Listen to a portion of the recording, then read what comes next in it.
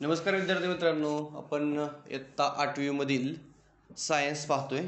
तर तुमच्यासमोर स्क्रीनवरती तुम्हाला सगळं दिसतंय. एकदम सोप्या भाषेमध्ये तुम्हाला सायन्स संपूर्ण ऑनलाईन ऑफलाईन दोन्ही पद्धतीने व्यवस्थितपणे घेतलं जाईल. तर मी प्राध्यापक वैभव घाडगे सर सर्वांना खूप खूप शुभेच्छा देतो. तुमचं या 8वीच्या पहिल्याच लेक्चरमध्ये ऑनलाईन लेक्चरमध्ये सर्वांचं स्वागत करतो. तुम्ही या चॅनलवरती नवीन असाल तर चॅनलला सबस्क्राईब करा, ही लिंक पुढे शेअर करा आणि आपण एकदम सोप्या भाषेमध्ये तुम्हाला कळेल अशा भाषेमध्ये व्यवस्थितपणे संपूर्ण आपण हा सिलेबस घेणार आहोत. तर पहिला जो चॅप्टर आहे तो living word and classification of microbes अतिशय छान व्यवस्थितपणे ह्या ठिकाणी एक्सप्लेन करून तुम्हाला सांगितलं. असे 19 चॅप्टर आहेत, हे सगळे आपण घेणार आहे. यानंतर आपण स्कॉलरशिपचं पण लेक्चर रोज संध्याकाळी घेणार आहे. आपण ते पण लाईव्ह तुम्ही करू शकता. स्कॉलरशिपचं पण लेक्चर असणार आहे. ज्यांना ऑफलाईन शक्य आहे त्यांनी ऑफलाईन करा, ज्यांना ऑनलाईन शक्य आहे त्यांनी ऑनलाईन करा.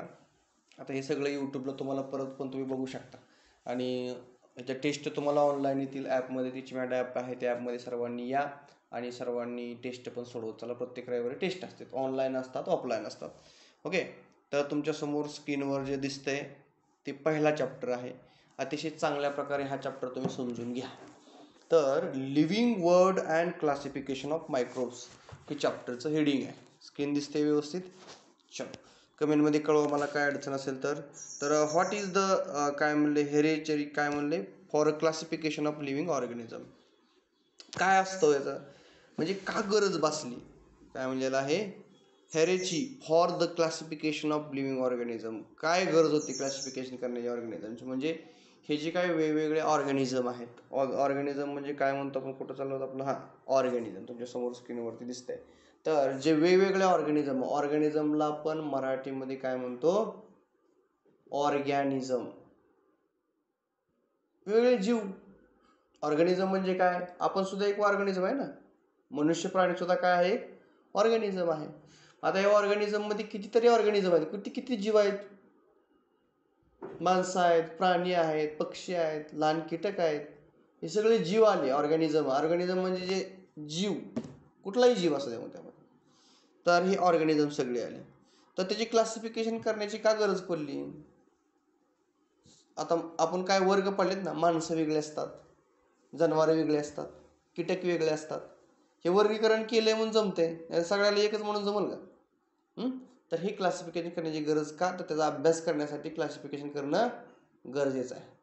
घरामध्ये सगळ्या डाळी जर आपण एकत्र ठेवल्या तर ओळखू येते कुठली डाळ कशात आहे. त्याला सगळे वेगवेगळे डबे ठेवावे लागते ना. तूर डाळ एका डब्यामध्ये, मुगाची डाळ एका डब्यामध्ये, शेंगदाणे एका डब्यामध्ये. त्यांचं कपाट वेगवेगळं करावं लागेल का, ओळखू येण्यासाठी आपण तसं केले. तसं हे सगळे प्राणी जरी एकत्र अभ्यास केला तर कळलं आपल्याला तर काय. त्यामुळे हे सगळं आपल्याला व्यवस्थित कळावं या दृष्टिकोनातून काय केलेलं आहे, वेगवेगळ्या ठिकाणी आपण काय करतो, त्याची मांडणी करत असतो. Who invented the binomial system of the काय म्हणले नॉमिनिकल्चर. तर कुणी इन्व्हेस्ट केली, ह्याची बेसिक प्रश्नाचे उत्तर लिहायचे. नॉमिनिकल्चर काय असतं, नाव कोणी दिली पहिल्यांदा, त्याचे उत्तर पण तुम्हाला इथे खाली दिले, कुठला सायंटिस्टने सांगितलं वगैरे सगळं येतं मला खाली पण. विच लिव्स द हेरेची are the considered while writing the name of the binomial नॉमिनिकल्चर.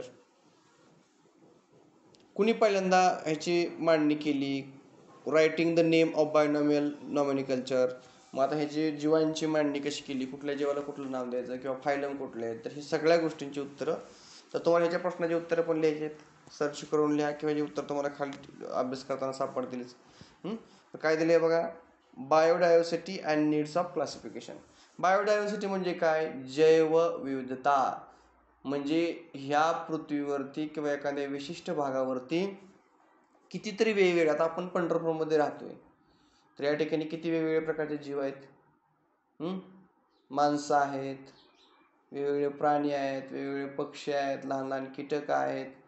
कितीतरी वेगवेगळे बायोडायव्हर्सिटी आहे. म्हणजे एका विशिष्ट भागामध्ये कितीतरी वेगवेगळे जीव असतात. त्याला काय म्हणतो आपण, जैवविविधता. त्याला मराठीमध्ये काय म्हणतो आपण, बायोडायव्हर्सिटीला काय म्हणतो, जैवविविधता. जैवविविधता म्हणजे काय, तर जीवांमधलं वेगळेपण, वेगवेगळे जीव, त्याला आपण जैवविविधता म्हणतो. And needs of classification. का गरज पडली त्याचं क्लासिफिकेशन करण्याची, तर गरज क्लासिफिकेशन करण्याची का पडली, तर त्याचे वेगवेगळे वर्ग केले, क्लासिफिकेशन केलं म्हणजे आपल्याला ते सोपं पडतं, अभ्यासाला सोपं पडतं किंवा ओळखायला प्राणी एखादा सोपं पडतो, येतं लक्षात. त्यामुळे हे गरजेचं होतं. तर बघा काय एक सगळी माहिती संपूर्ण दिलेली आहे. तर इथं सांगितलेलं आहे last year we learn that all the living organism on earth having adapted accordance to the geographic region.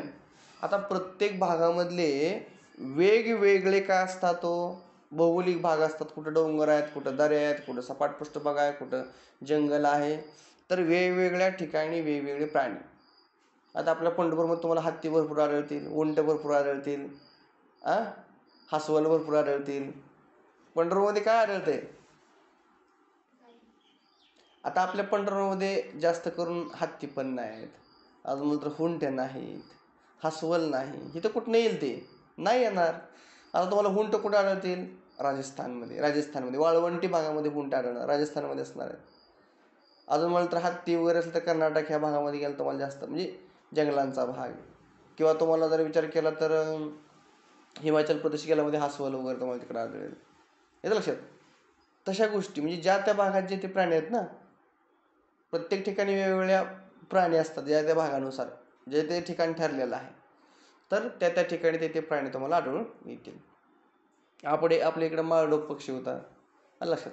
तर ती पण त्याची पण प्रजाती कमी झाली, म्हणजे ज्या त्या ठिकाणी जे ते प्राणी असतात लक्षात घ्या. मग कुठेही काही आढळत नाही. आता एक कशाहून on the earth have adapted the accordance to the geographic region food ingestions. परत काय म्हणते फूड आणखी बघा, एक मिनिट. त्यानंतर डिफेन्स, त्याचं संरक्षण. While adapting many difference are observed in the organism of the same species too. आता बऱ्याच ऑर्गॅनिझममध्ये तुम्हाला डिफरन्स आढळतील, वेगवेगळे प्राणी तुम्हाला बघायला मिळतील किंवा पाहायला मिळत असतात. आजूबाजूला प्रजाती असतात वेगवेगळ्या प्राण्यांच्या. According to the 2011 census of the around 87 million species living organisms found on the earth including the land and C.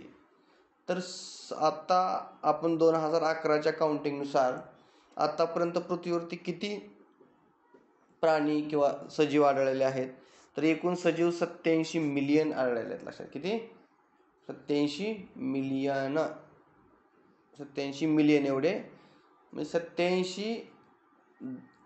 870 दशलक्ष ह्याला म्हणायचं, म्हणजे 870 लाख असं म्हणू आपण त्याला. येतं लक्षात.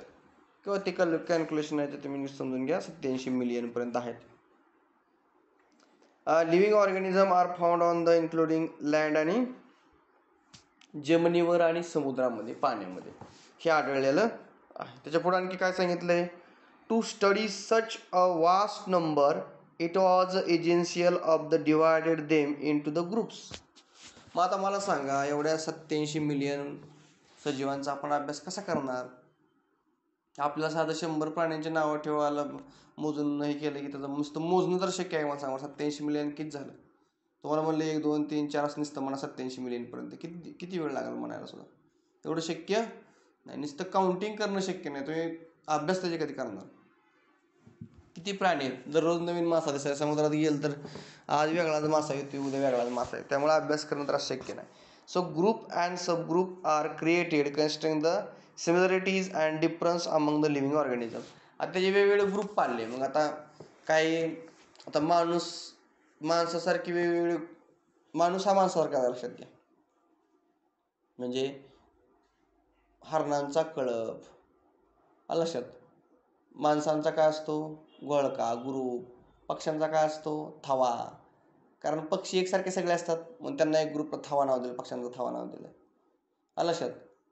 वाघांची काय असते? झुंड असते. असतं काय? अशा प्रत्येक गोष्टीला काय नाव दिले ना त्यांनी, असं ग्रुप केलेत ओळखता यावं म्हणून. तर मुंग्यांची काय असतं? मुंग्यांचं सुद्धा काय असतं? एकदम ग्रुप असतो. मुंग्या कितीतरी मुंग्या एकत्र येतात वारुळामध्ये. तर असं वेगवेगळे काय दिले त्याला नावं दिले. मग हे एकाच प्रकारामध्ये, आता पक्षी जे आहेत त्यांचा एक ग्रुप वेगळा का, सगळे पक्षी एका प्रकारामध्ये, कीटक एका प्रकारामध्ये, असं. सरपटणारे प्राणी एका प्रकारामध्ये, असं भाग पाडले त्याचे. पाण्यात राहणारे एका प्रकारामध्ये असं. आता so groups of subgroup are created consider the similarities of difference among living organism. This process of dividing living organism into the group and subgroup is called as, काय म्हणायचं याला, biological classification. The process of dividing living organism into group and subgroup is called as biological classification. कळलं biological classification काय असतं? Biological classification म्हणजे काय? ही अशी एक प्रोसिजर आहे की त्यामध्ये लिव्हिंग ऑर्गॅनिझमचं क्लासिफिकेशन केलं जातं ग्रुप आणि सब ग्रुपमध्ये. त्याला म्हणायचं बायोलॉजिकल क्लासिफिकेशन. काय म्हणायचं त्याला? Biological classification. कळलं? लिव्हिंग ऑर्गॅनिझम डिवायडेड इंटू, कशामध्ये डिवाइड केलेले असतात? Groups and sub group. ह्याला काय म्हणायचं? Biological classification. Robert Harding Whittaker महत्वाचा आहे.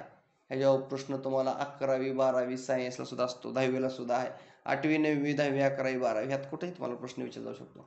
मग तो स्कॉलरशिपला असेल, 11वी 12वी CET नीटसाठी असेल, प्रश्न विचारला जाऊ शकतो ह्याच्यावरती.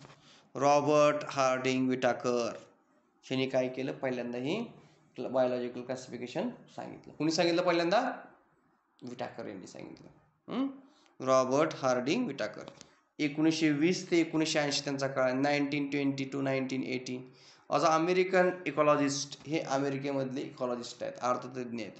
आणि 1969, कळलं का? 1920 ते 1980 पर्यंत त्यांचा काळ आहे. जवळजवळ 60 वर्ष त्यांचं आयुष्य त्यांना मिळालेलं आहे. अँड अमेरिकन इकॉलॉजिस्ट आहेत ते. आणि 1969 ही divided living organism into the 5 group. तर त्यांनी 1969 साली काय केलं? तर 5 ग्रुप पाडलं बायोलॉजिकल क्लासिफिकेशन. किती ग्रुप पाडले विद्यार्थी मित्रांनो? 5 ग्रुप त्या ठिकाणी पाडलेले आहेत. समजता इथपर्यंत कळलंय? काय अडचण इथपर्यंत येतं लक्षात? तर नीट लक्ष देऊन व्यवस्थितपणे समजून घ्या. कुठं काय आलं तर लगेच विचारा. आता त्याच्या पुढे लक्षात घ्या की ते काय सांगितलंय? For this classification Whittaker considered following criteria. काय सांगितलेलं आहे? For this classification Whittaker considered following criteria. आता त्याचे भाग पाडण्यासाठी विटाकर नावाच्या वैज्ञानिकानं खालील 5 गोष्टीचा विचार केला होता. ह्या 5 गोष्टी तुम्हाला लक्षात ठेवाव्या लागतील. पाठ करायच्या, ध्यानात ठेवायच्या, मनात ठेवायच्या, स्मरणात ठेवायच्या, आठवणीत ठेवायच्या. कुठलेही करा पण लक्षात ठेवा, त्याला काय पर्याय नाही. आता बघूया मग.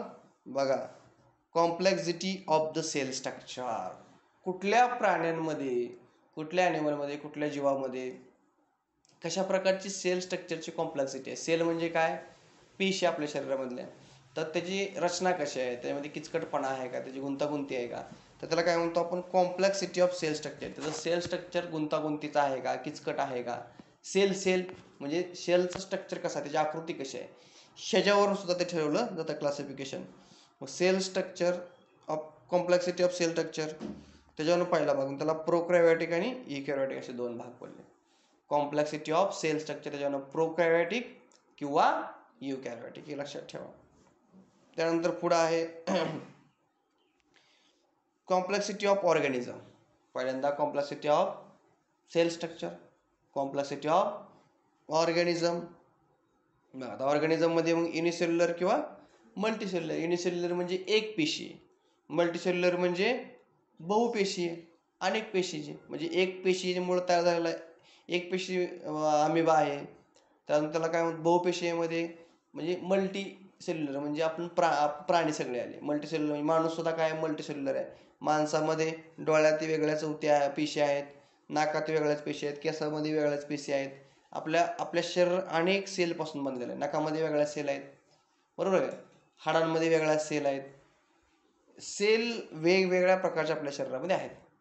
आता अमिबा वगैरे त्यात एकच असे म्हणजे काय असे प्राणी जीव आहेत की त्यांच्यामध्ये एकच सेल, असे पण एक युनिसेल्युलर पण असतात. लक्षात. पहिला काय कॉम्प्लेक्सिटी ऑफ सेल स्ट्रक्चर, परत कॉम्प्लेक्सिटी ऑफ ऑर्गॅनिझम. त्यानंतर आहे मोड ऑफ न्यूट्रिशन. त्यांचा न्यूट्रिशनचा कसा मोड आहे नेमका बघा. मोड ऑफ न्यूट्रिशन म्हणजे काय? Plant autotrophics, photosynthetic.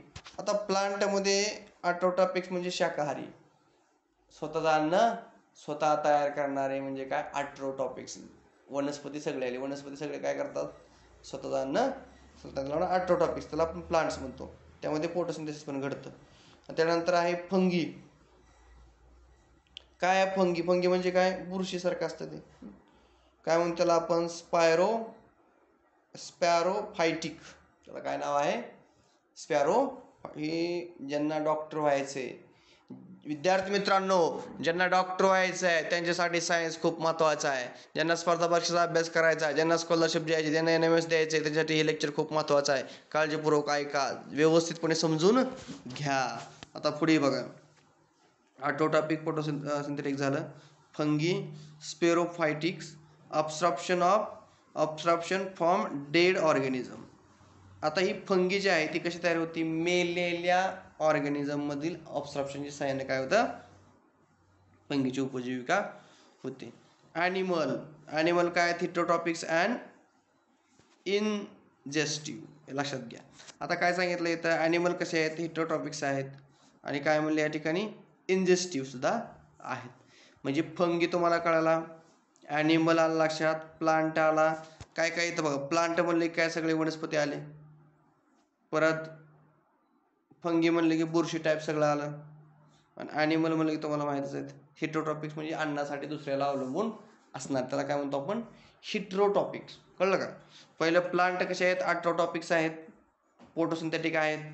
परत फंगी काय, स्पॅरोफायटिक आहेत, ऑब्स्ट्रप्शन फ्रॉम डेड ऑर्गॅनिझम, मेलेल्या बॉडीवर ते जगणारे म्हणजे बुरशी. बुरशी कशावर येते, मेलेल्या ऑर्गॅनिझमवरती. असं ॲनिमल हिटरोटॉपिक्स आहेत. परत त्यानंतर लाईफस्टाईल.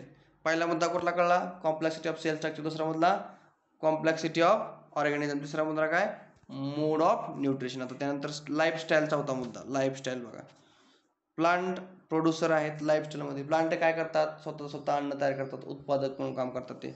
ॲनिमल कंझ्युमर आहेत, हरिण काय करतं, गवताला खातं. गवत कोण झाला, प्रोड्युसर. वनस्पती सगळे प्लांट काय आहेत, प्रोड्युसर. त्यानंतर काय दिलं आहे, ॲनिमल कसे आहेत, कंझ्युमर म्हणजे त्या वनस्पतीला खाणारा. आणि परत फंगी काय, डिकम्पोजर. हरण मेलं, हरणाला संपवणारा कोण आहे, फंगी, बुरशी. आळ्या पडून पाक संपून जातं नाहीच कोणी हे केलं तर. म्हणजे सुरुवात प्लांट, दुसरा ॲनिमल, शेवटी काय, फंगी. हा क्रम असतो. त्याला म्हणायचं लाईफस्टाईल. त्याला काय म्हणायचं, लाईफस्टाईल. त्यानंतर आहे फ्लायोजेनेटिक रिलेशनशिप. कसली, फ्लायोजेनेटिक रिलेशनशिप. ह्याच्यामध्ये काय असतं बघा, पहिला कळला, पहिल्याचं रिव्हिजन सांगा. पहिला काय आहे, कॉम्प्लेक्सिटी ऑफ सेल स्ट्रक्चर. दुसरा काय, कॉम्प्लेक्सिटी ऑफ ऑर्गॅनिझम. तिसरा काय, मोड ऑफ, आणि चौथा काय, लाईफस्टाईल. आणि शेवटचा पाचवा काय, पाचवा, तर पाचवा आहे फायलोजेनेटिक रिलेशनशिप. काय म्हणायचं त्याला, phylogenetic relationship. Prokaryotic to eukaryotics, unicellular, multicellular.